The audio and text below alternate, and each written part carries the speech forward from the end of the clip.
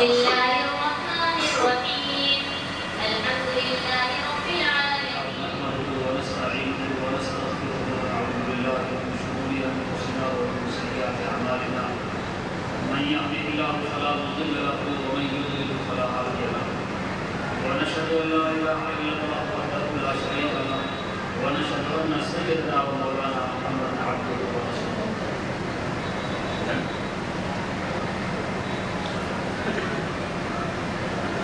سبحانك لا علم لنا الا ما علمتنا انك انت العليم الحكيم سبحانك لا علم لنا الا ما علمتنا انك انت العليم الحكيم سبحانك لا علم لنا الا ما علمتنا انك انت العليم الحكيم ایک بار درود پڑھ لیں اللهم صل علی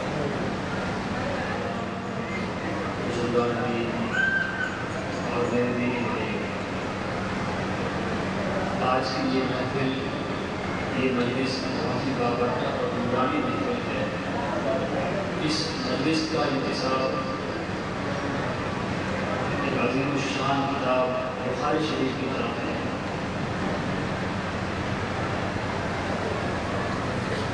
لائق مبارکباد ہیں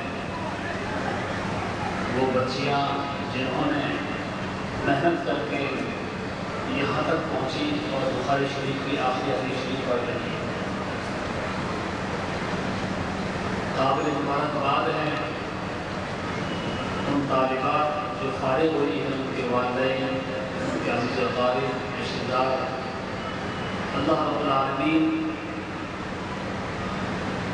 آخری دم تک قرآن کریم اور احادیث جو کچھ پڑھا ہے ان تمام پر عمل کرنے کی توفیق عطا فرمائے، عمل کرنا آسان فرمائے۔ ہمارے حضرت قاری صاحب دامت برکاتہ العالیہ کے صاحبزادے حضرت مولانا عبدالباسط صاحب قاسمی زید مجدد العالی، جنہوں نے ایک عرصے سے بڑی محنت اور کوشش کر کے یہ مدرسہ قائم کیا ہے، اور انہوں نے معلمات کا انتخاب کیا، خود ان کی اہلیہ اور دوسرے حضرات نے، معلمین نے، ان کے ذمہ داروں نے، سرپرستوں نے کوشش کی۔ ان طالبات کے ماں باپ اور یہاں پر ان کے رشتہ دار بھی بیٹھے ہیں۔ میں یہ بات عرض کرتا ہوں کہ یہ ادارہ بہترین ادارہ ہے جس کے اندر آپ نے اپنے بچوں کو داخل کیا، اور کافی دیر سے آپ نے ان بچیوں کے پروگرام کو سنا۔ میں نے بھی کئی پروگرام، کئی تقریریں اور کئی نظمیں، نعتیں سنی، بہت خوشی ہوئی ہے۔ اللہ رب العالمین اس ادارے کے علمی اور روحانی فیض کو عام اور تام فرمائے، بے حد قبول فرمائے، ہر طرح کے شرور و فتن سے حفاظت فرمائے، اور مزید اخلاص کی دولت سے مالامال فرمائے۔ کافی وقت ہو گیا ہے، یہ حدیث شریف جو کسی طالبہ نے عبارت پڑھی، اس حدیث شریف پر ہمارے علماء نے، محققین نے بہت کلام کیا ہے۔ میں نے بخاری شریف حضرت مولانا سید انظر شاہ صاحب کشمیری نور اللہ مرقدہ سے پڑھی ہے۔ تقریباً 1.5 مہینے تک شروع اور آخر والی حدیث کے درمیان تفریق اور مناسبت اور اس کی تشریح پر کلام کرتے تھے۔ علامہ انور شاہ کشمیری رحمۃ اللہ علیہ کے وہ صاحبزادے تھے، اور علامہ انور شاہ کشمیری رحمۃ اللہ علیہ جن کو تقریباً تمام علماء اہل علم سب جانتے ہیں، دارالعلوم دیوبند کے شیخ الحدیث کے زمانے کے اندر پوری دنیا کے اندر جہاں کہیں بھی یہ بخاری شریف پڑھائی جاتی ہے، محدثین اس پر کلام کرتے ہیں، جب تک کہ علامہ انور شاہ کشمیری رحمۃ اللہ علیہ کی رائے اور ان کی تشریح کو یا ان کے فیصلے کو نقل نہ کرے، بات ادھوری رہتی ہے۔ علامہ انور شاہ کشمیری رحمۃ اللہ علیہ جن پر علماء دیوبند کو، محدثین کو ان پر فخر ہے، ان پر ناز کرتے ہیں۔ علامہ اقبال نے جن کے بارے میں فرمایا کہ 500 سال کے علماء کے علم کو جمع کیا جائے تب بھی علامہ انور شاہ کشمیری رحمۃ اللہ علیہ کے علم کی زکاة کی حدیث ہے۔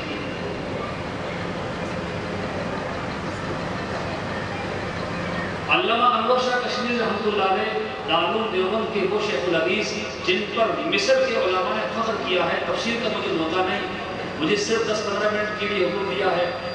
اب ادھر تعلیمات کا مسئلہ ہے، بخاری شریف کی روایت اور روات پر کلام، اور حدیث شریف کی ایک ایک جملے کی کلمے کے اوپر کلام اور تشریح، تقریباً کئی گھنٹوں پر یہ بات مشتمل ہے۔ یہ 2-4-10 منٹ کے اندر بات پوری نہیں ہو سکتی ہے۔ اور اس آخری اجلاس کے اندر ہمارے دوست احباب اور اہل ایمان یہاں سامنے تشریف فرما ہے۔ آپ حضرات سے متعلق بھی ایک بات 2 باتیں عرض کرتی ہیں، تو میں اس پس و پیش میں ہوں کہ کون سی بات نقل کروں، کون سی نہ کروں۔ اس حدیث شریف سے متعلق میں نے تفصیل مطالعہ کیا، صرف 2-3 باتیں عرض کرتی ہیں، کیونکہ 10-15 منٹ کے اندر بات پوری ہونی ہے، میں بات ختم کرتا ہوں۔ اللہ رب العالمین ان طالبات کو علم اور عمل کی توفیق عطا فرمائے۔ امام بخاری رحمۃ اللہ علیہ نے کتاب کا آغاز کیا ہے باب کیف کان بدء الوحی سے۔ وہ تتمہ اور بلکہ تمہید کے طور پر ہے، مقدمے کے طور پر ہے۔ اصل کتاب کا آغاز کتاب الایمان سے ہے، اور یہ تقریباً جو آخری حدیث شریف پڑھی گئی ہے کتاب التوحید کی تقریباً 57-58 ابواب میں سے آخری باب کی حدیث شریف پڑھی گئی ہے۔ ایمان ہی سے کتاب کا آغاز کیا اور ایمان ہی پر کتاب کا اختتام کیا ہے۔ امام بخاری رحمۃ اللہ علیہ یہ امت کو درس دینا چاہتے ہیں کہ ایمان کے بغیر اعمال قبول نہیں، کوئی بھی نیک عمل کرتا رہے، اگر ایمان نہیں ہے تو وہ عمل مقبول نہیں کرتا۔ امام بخاری رحمۃ اللہ علیہ نے اس حدیث شریف کو تقریباً 3 مقام پر اس کتاب میں نقل کیا ہے، مختلف اساتذہ سے، لیکن یہاں پر آخر کے اندر احمد ابن اشکاب جو اپنے استاد ہیں ان کے حوالے سے اس حدیث شریف کو نقل کیا ہے۔ علامہ ابن حجر اسقلانی رحمۃ اللہ علیہ نے یہ فرمایا کہ ان کی سب سے آخری استاد وہی ہے، اس لیے اس مناسبت سے آخر میں انہی کی بیان کردہ حدیث کو نقل کیا ہے، جبکہ محققین علماء نے کئی اور نکات بیان کیے ہیں۔ انہوں نے یہ بیان کیا ہے محدثین نے کہ نہیں، امام بخاری رحمۃ اللہ علیہ کا مقصد کچھ اور ہے۔ پہلی حدیث شریف بخاری شریف کی حمیدی ان کے استاد حمیدی کے حوالے سے نقل کی ہے، اور آخری حدیث شریف احمد کے حوالے سے نقل کی۔ احمد ابن اشکاب اور اشکاب دونوں پڑھا، حمزہ کسرہ کے ساتھ بھی اور فتح کے ساتھ بھی، بعض لوگوں نے منصرف اور بعض نے غیر منصرف پڑھا ہے، پر دوسری بحث ہے، وہ طلباء اور طالبات کے لیے ہے۔ امام بخاری رحمۃ اللہ علیہ یہ درس دینا چاہتے ہیں کہ شروع کی حدیث حمیدی اور آخر کی حدیث احمد، دونوں کا مادہ حمد ہے۔ ہر ایمان والے کو چاہیے کہ فَلَهُ الْحَمْدُ فِي الْأُولَى وَالْآخِرَةِ، دن کے آغاز میں دن کے آخر میں صبح شام چلتے پھرتے اٹھتے بیٹھتے اللہ کی تعریف الحمدللہ سبحان اللہ کی کلمات کا ذکر کرنا چاہیے۔ امام بخاری رحمۃ اللہ علیہ نے پہلی حدیث شریف کو نقل کیا ہے حضرت عمر بن خطاب رضی اللہ عنہ کے حوالے سے، وہ راوی ہے آخری جنہوں نے رسول اللہ صلی اللہ علیہ وسلم سے نقل کیا ہے، اور آخری حدیث شریف جس کو نقل کیا حضرت ابو ہریرہ رضی اللہ عنہ، دونوں مہاجر ہیں، انصاری نہیں ہیں، دونوں مہاجر ہیں۔ امام بخاری رحمۃ اللہ علیہ یہ درس دینا چاہتے ہیں کہ جب تک اس علم کو حاصل کرنے والے ہجرت نہیں کریں گے، اپنے گھر کو نہیں چھوڑیں گے، اپنے بھائی بہنوں کو، اپنے رشتہ داروں کو، اپنے ماں باپ کو، گھر اور گھریلو زندگی جس کے اندر انسان کو زیادہ آرام ملتا ہے، اس کو ترک، اس کو محدود، اس سے ہجرت نہیں کریں گے، تب تک علم جو حاصل ہونا چاہیے وہ حاصل نہیں ہو سکتا ہے۔ یہ امام بخاری رحمۃ اللہ علیہ درس دینا چاہتے ہیں۔ پہلے راوی امام حضرت عمر فاروق رضی اللہ عنہ، وہ اپنے زمانے کے افقہ، فقہ و فقاہت کی امام، مدبر، اور آخری حدیث شریف کے جو راوی حضرت ابو ہریرہ رضی اللہ عنہ، وہ احفظ اتقن، جتنی احادیث کا ذخیرہ ان سے منقول ہے، کسی اور صحابی سے نہیں۔ ان کی مکمل ایک سوانح ہیں، ان کی مکمل ایک سیرت ہے جس کا تفصیل دینا موقع نہیں۔ امام بخاری رحمۃ اللہ نے یہ فرمانا چاہتے ہیں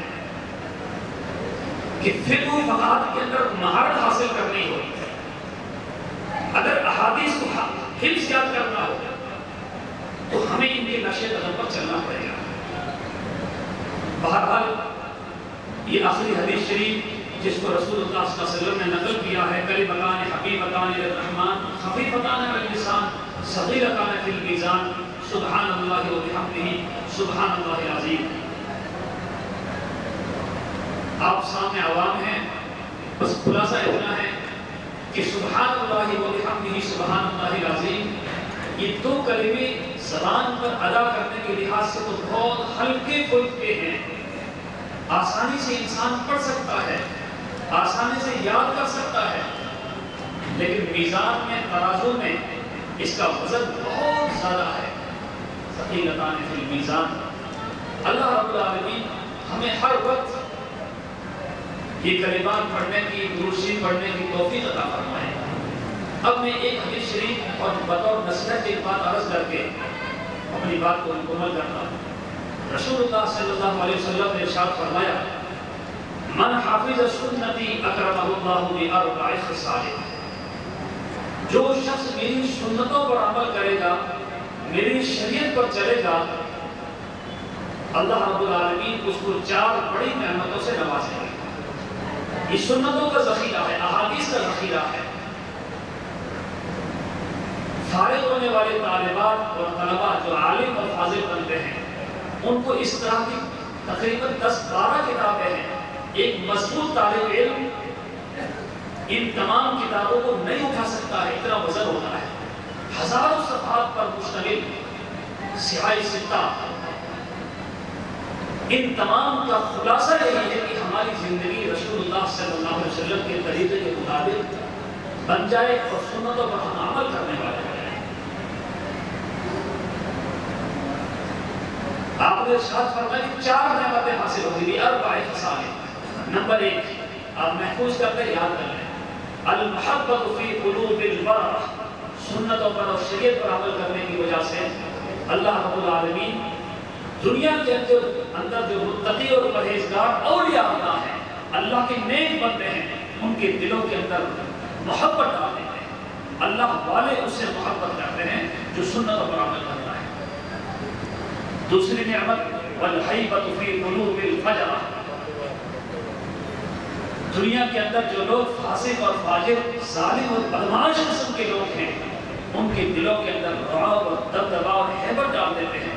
بظاہر ان کے پاس کچھ بھی نہیں ہے لیکن لوگ مرعوب ہوتے ہیں۔ تیسری نعمت والسعة فی الرزق۔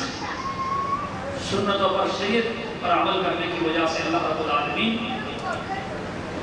رزق اور روزی کے اندر ایسی وسعت پیدا فرماتے ہیں کہ دنیا کے سارے کام آسانی کے ساتھ اور عزت کے ساتھ پورے ہوتے چلے جاتے ہیں، کبھی بھی ذلت کا سامنا نہیں کرنا پڑتا ہے۔ اور چوتھی نعمت والثقۃ فی الدین او کما قال علیہ الصلوۃ والسلام۔ اللہ رب العالمین دین کے اندر پختگی عطا فرماتے ہیں۔ حالات چاہے کیسے بھی ہوں، گھریلو ہوں یا باہر کے حالات ہوں، ثابت قدمی نصیب ہوتی ہے اور ایمان پر ثابت نصیب ہوتا ہے۔ یہ بہت بڑی نعمت ہے۔ ہماری اور آپ کی فکر، یہ اہل علم، بزرگان دین، یہ مدارس اور مکاتب، جماعتیں اور جمعیتوں کی محنت اور خلاصہ اس کا یہ ہے کہ جب تک ہم دنیا میں رہیں، اسلام پہ عمل کرنے کی توفیق مل جائے اور خاتمہ ہو تو ایمان پر خاتمہ ہو۔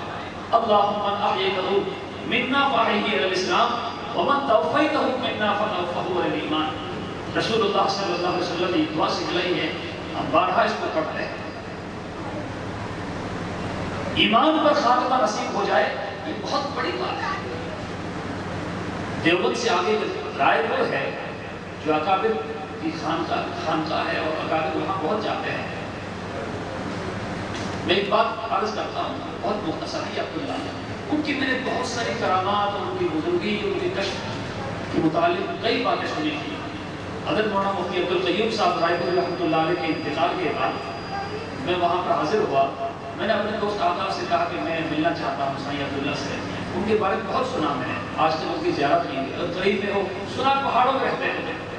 خیر ساتھیوں نے فون کیا اور بات چیت ہوئی تو پتہ چلا قریب میں گاؤں ہے زید پور، وہاں موجود ہے، ملاقات ہو گئی، بہت تفصیلی کارگزاری ہے، تقریباً 1.5 گھنٹے کی۔ میں نے ساری باتیں ان کی نوٹ کی، تقریباً 23 باتیں۔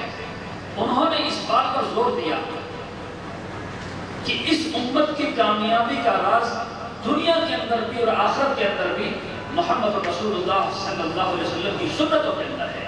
آپ کی سنتوں اور آپ کی شریعت سے ہٹ کر دل کا سکون نہیں مل سکتا ہے، کامیابی مل ہی نہیں سکتی ہے۔ کئی باتیں میں نے ان کی نقل کی، نوٹ کی۔ مسواک، شیخ نے لکھا ہے کہ 70 فائدے ہیں، اور مشکاہ شریف کے اندر روایت موجود ہے، بخاری شریف کے اندر موجود ہے۔ سب سے ادنا فائدہ ہے کہ ایمان پر خاتمہ نصیب ہوتا ہے جو مسواک کا اہتمام کرتا ہے۔ ایک ایک سنت کے اندر راز اور حکمتیں ہیں، اور قیامت تک وہ راز کھلتے رہیں گے۔ ایک صاحب نے تعارف کرا دیا کہ حضرت یہ دیوبند سے فارغ ہیں، میں نے تعارف کرایا کہ یہ وہاں ندوے سے فارغ ہیں اور یہ مذاہب نور کے فارغ ہیں۔ اتفاق سے ہم 8-10 علماء تھے، 2-3 کے فارغین سے متعلق بات بتلائی۔ بوڑھے آدمی سید عبداللہ 80 سال سے اوپر، وہ چارپائی پر بیٹھے، ہم لوگ سب سامنے نیچے بیٹھے۔ انہوں نے اپنا عصا اٹھایا، میری طرف کھینچ کر کہا کیا ہوتا ہے فارغ؟ اب میں چپ، سب مجھے دیکھ رہے کہ یہ مولوی صاحب دیوبند سے آئے ہیں، کیا ہوتا ہے فارغ؟ فارغ دیوبند سے فارغ، مدینے سے فارغ، مصر کے فارغ، مذاہبوں کے فارغ، کوئی فارغ نہیں ہے جب تک کہ ایمان پر خاتمہ نہ ہو، کوئی فارغ نہیں ہے جب تک کہ ایمان پر خاتمہ نہ ہو۔ اس لیے ہمارے بزرگان دین اہل علم فرماتے کرتے رہو اور ڈرتے رہو، اللہ سے ڈرتے بھی رہو، کہیں تکبر نہ آ جائے، کہیں گھمنڈ نہ آ جائے۔ جو کچھ ہم کر رہے ہیں یہ مدارس اور مکاتب کے لوگ اللہ قبول فرما لیں۔ رسول اللہ صلی اللہ علیہ وسلم کی سنتیں بڑی عظیم ہیں۔ یہ سنتیں صبح سے لے کر شام اور شام سے لے کر صبح تک، بچپنے سے جوانی اور جوانی سے بڑھاپے تک، کاروبار میں، لین دین میں، غمی اور خوشی کے موقع پر کیا سنتیں ہیں۔ نبی علیہ السلام نے صحابہ کو بتلایا، صحابہ نے اس پر عمل کر کے دکھایا ہے۔ یہ قرآن کریم یا حدیث کا ذخیرہ سنتوں سے بھرا ہوا ہے۔ زندگی ہمیں کیسے گزارنی ہے، قرآن کریم، یہ قرآن کریم تلاوت کی کتاب ہے، ساتھ ساتھ میں قانون کی بھی کتاب ہے، ہدایت کی کتاب ہے۔ قیامت تک جتنے مسائل پیش آئے ہیں اور اب تک جو آئے ہیں، ان تمام کا حل شریعت کے اندر، قرآن کریم کے اندر، احادیث کے ذخیرے کے اندر موجود ہے۔ ہمارا دین کامل اور مکمل ہے۔ اللہ رب العالمین ہمیں رسول اللہ صلی اللہ علیہ وسلم کی ایک ایک سنت سے محبت کرنے کی، اس پر عمل کرنے کی توفیق عطا فرمائے۔ حضرت مولانا قاری محمد طیب صاحب رحمۃ اللہ علیہ کی ایک بات عرض کرتا ہوں۔ انہوں نے بیان فرمایا، دارالعلوم دیوبند کے 60 سال معتمد رہے تھے۔ انہوں نے نقل کیا ہے کہ حضرت مولانا رشید احمد گنگوہی رحمۃ اللہ علیہ اپنے وقت کے قطب تھے، دارالعلوم کے سرپرست تھے۔ ایک صدی پرانی بات ہے، اس سے بھی زائد ہے۔ ان کی خانقاہ کے اندر ایک ملا نظام الدین افغانی تھے۔ انہوں نے ایک بار شکایت کی کہ حضرت ایک میرا مسئلہ الجھ گیا ہے، میں بہت پریشان ہوں، آپ حل فرما دیں۔ کیا بات ہے، کیا مسئلہ الجھ گیا ہے؟ ملا نظام الدین کہنے لگے کہ حضرت جیسے میں نے سنا تھا ایسے ہی میں نے عمل کیا، مجھے سکون بہت ملا، لیکن ایک موقع پر آ کر میں اٹک گیا، اور تفصیل اس کی یہ ہے کہ حضرت کتاب کے اندر جو پڑھا اور میں نے سنا کہ رسول اللہ صلی اللہ علیہ وسلم نے ارشاد فرمایا کہ جب ایمان والا اچھی طرح سے وضو کرے، آداب اور سنن اور فرائض کی مکمل رعایت کرتے ہیں، وضو سیکھنا چاہیے اہل علم سے، یہ وضو معمولی چیز نہیں ہے، تو انسان کے گناہ جھڑ جاتے ہیں۔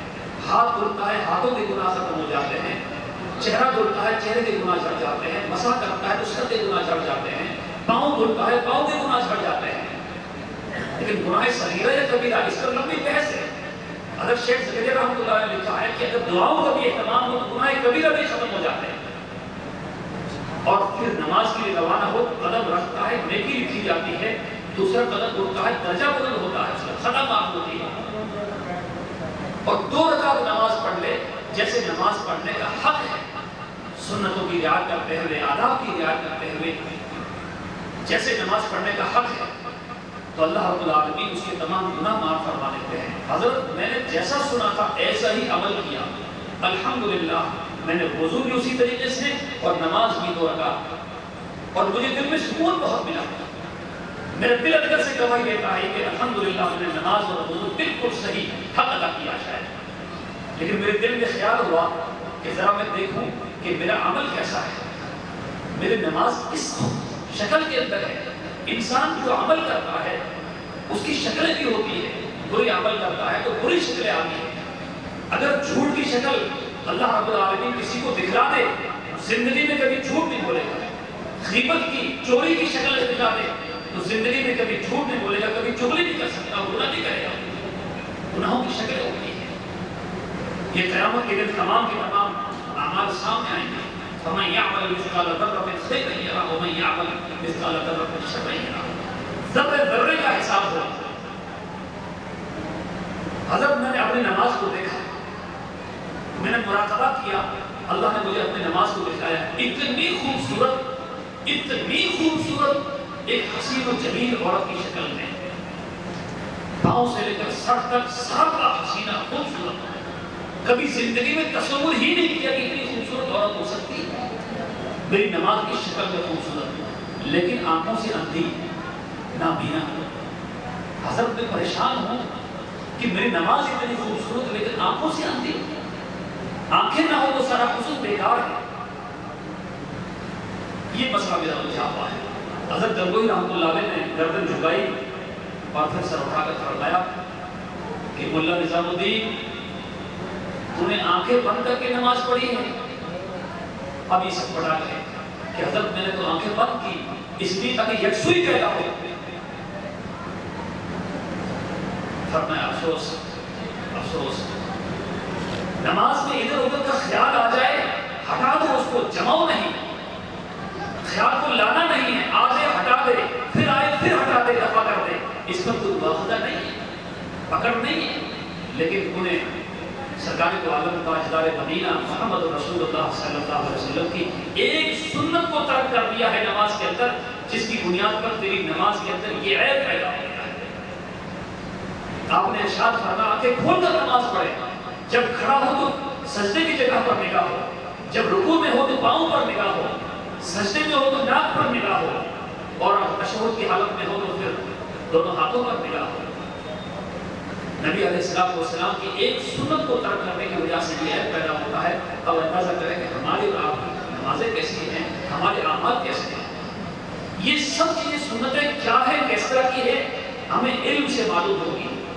اسی لیے ہمارے بزرگوں نے یہ مدرسے قائم کیے، تعلیم اور تعلم کے لیے تفصیل کا موقع نہیں ہے۔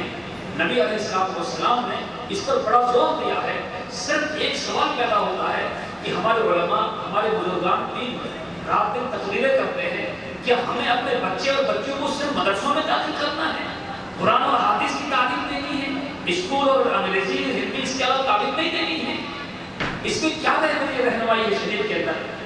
سرکار دو عالم صلی اللہ علیہ وسلم نے ایک موقع پر ارشاد فرمایا اپنی مجلس میں، میرے صحابہ، کمزور ایمان والے کے مقابلے میں طاقتور ایمان والا زیادہ بہتر ہے، اس سے اسلامی تقاضے اچھے انداز میں پورے ہو سکتے ہیں۔ اور پھر فرمایا میرے صحابہ، ایک زبان جاننے والے کے مقابلے میں 2 زبان جاننے والا بہتر ہے، اور 2 کے مقابلے میں 3 زبان، اور 3 کے مقابلے میں 4 زبان جاننے والا زیادہ بہتر ہے۔ آپ نے کئی زبانیں سیکھنے کی ترغیب دی ہے۔ اس سے اندازہ ہوتا ہے کہ نبی علیہ السلام کی فکر صرف عربی تعلیم اور اس پر نہیں، اور زبانیں بھی سیکھی جائیں۔ ایک موقع پر آپ نے فرمایا میرے صحابہ تم میں سے ہے کوئی عبرانی زبان جاننے والا، ملک روم کی بادشاہ کی زبان کو جاننے والا ہے کوئی؟ ہے تم میں سے کوئی ملک فارس کی بادشاہ کی زبان کو جاننے والا؟ مجھے ملک فارس کی بادشاہ کے پاس پیغام بھیجنا ہے۔ ایک صحابی کھڑے ہوئے، یا رسول اللہ صلی اللہ علیہ وسلم، میں جانتا ہوں۔ آپ نے بڑی خوشی کا اظہار فرمایا ہے، شاباشی دی ہے۔ آپ کی فکر رہی ہمیشہ کہ میری امت کے اندر علم کیسے آئے، علم کے بغیر میری امت ادھوری ہے، ناقص ہے، اپنے رب کی معرفت حاصل نہیں ہو سکتی ہے۔ اسی بنا پر آپ نے فرمایا خیرکم من تعلم القرآن وعلمہ، تم میں سب سے بہتر وہ ہے جو قرآن کریم کو سیکھے اس کے لیے قیامت تک جو اس سلسلے کے ساتھ جڑے رہیں گے ان تمام کے لیے بشارت ہے یہ حدیث شریف سیکھنے اور سکھانے کے ساتھ جو جڑے رہے مدینہ شریف میں رہتے ہوئے ایک جنگ ہوئی جس کے نتیجے میں تفصیل کا موقع نہیں کچھ قیدی لائے 70 قیدی آپ نے مشورہ لیا صحابہ سے میرے صحابہ بہت توجہ کے ساتھ بہت اہم بات ہے میرے صحابہ ان کے ساتھ کیا ہونا چاہیے یہ وہ لوگ ہیں جنہوں نے ہمیں مکہ المکرمہ میں سکون سے نہیں رہنے دیا اللہ کے حکم سے ہجرت کر کے ہم لوگ یہاں پر آ گئے ہیں انہوں نے یہاں بھی آ کر سکون سلب کرنے کی کوشش کی ہے کہ کے ساتھ کیا معاملہ ہونا چاہیے ہر ایک نے سخت سے سخت رائے دی ہے سب سے ہلکی رائے یہ تھی کہ ان سے فدیہ لیا جائے پیسہ لیا جائے پھر چھوڑا جائے یہ سب سے ہلکی رائے تھی لیکن قربان جائے سرکار عالم صلی اللہ علیہ وسلم پر آپ نے اس نازک طور پر اس عظیم موقع پر جو فیصلہ فرمایا ہے پوری تاریخ انسانیت کے اندر اتنا نازک اتنا عظیم فیصلہ نکلتا ہے آپ کو کیسی فکر تھی ہمارے اور آپ کے بارے میں فرمایا میرے صحابہ نہیں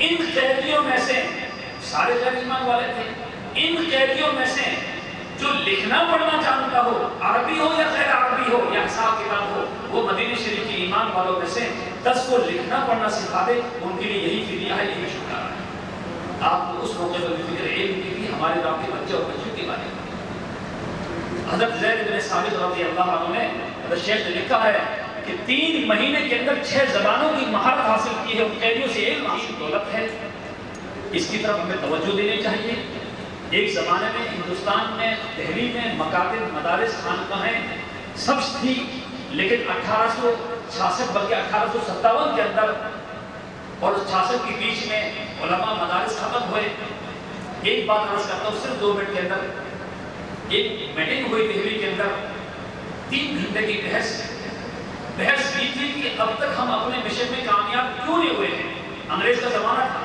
1857 کی بات ہے کہ اتنا بجٹ خرچ کیا ہے اتنا زمانہ گزر گیا ہے ایک بھی ایمان والا اپنے ایمان سے منحرف نہیں ہوا ہے ایمان کو نہیں چھوڑا کوئی صحیح نہیں بنا کیا وجہ ہے ایک دانشور نے کھڑے ہو کر کہا کہ میرے پاس جواب بھی حل بھی اس نے یہ کہا کہ ہندوستان کا میں نے سروے کیا ہے یہاں مدارس اور مکاتب موجود ہیں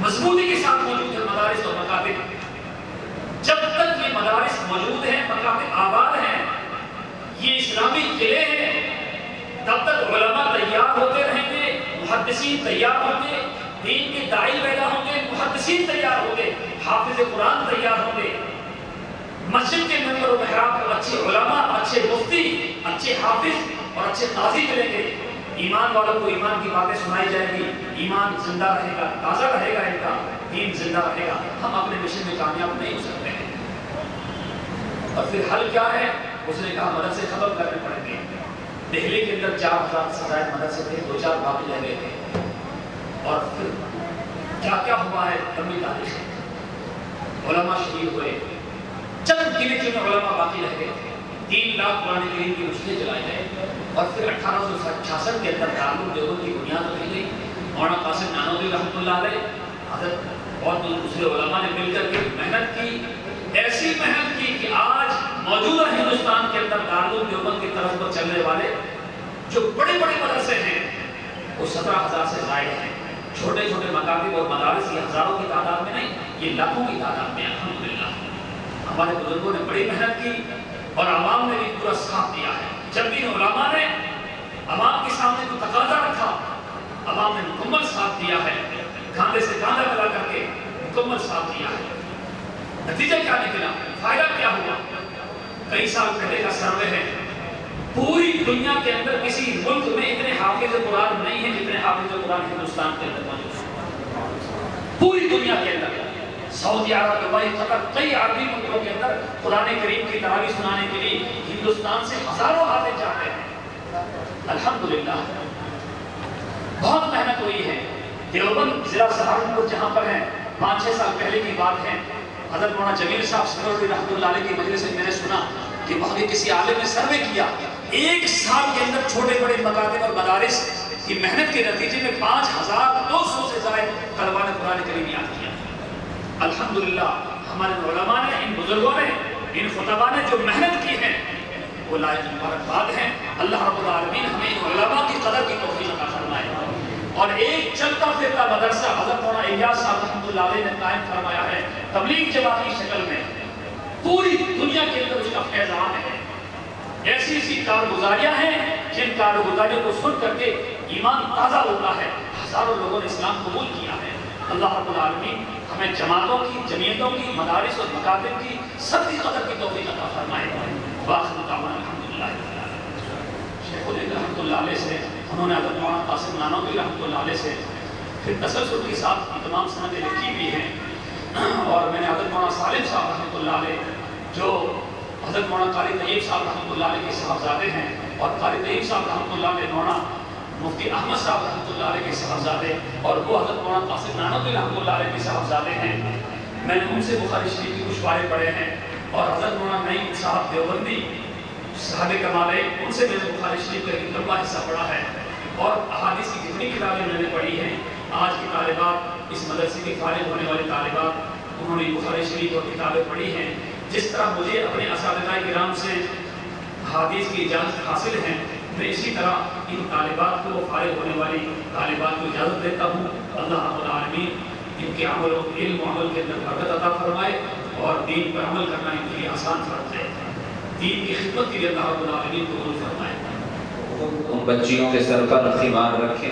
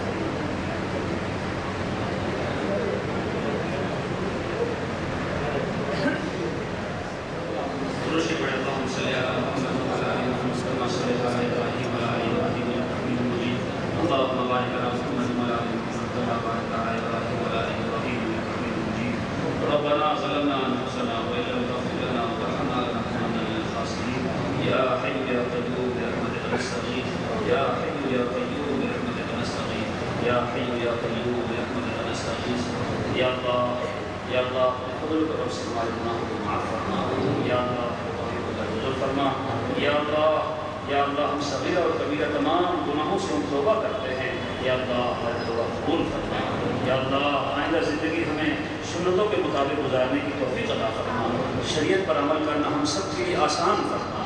یا اللہ شریعت پر عمل کرنا ہم سب کے لیے آسان فرما. یا اللہ توفیق عطا فرما. یا اللہ اس مجمع کے اندر جو لوگ موجود ہیں، یا اللہ سب کی نیک مرادیں پوری فرما. یا اللہ جو بیمار ہیں ان کو شفا عطا فرما. یا اللہ ہمارے گھروں کے اندر مائیں بہنیں بڑے بوڑھے جو بیمار ہیں، یا اللہ تمام کو شفائی کاملہ عاجلہ دائمہ مستمر نصیب فرما.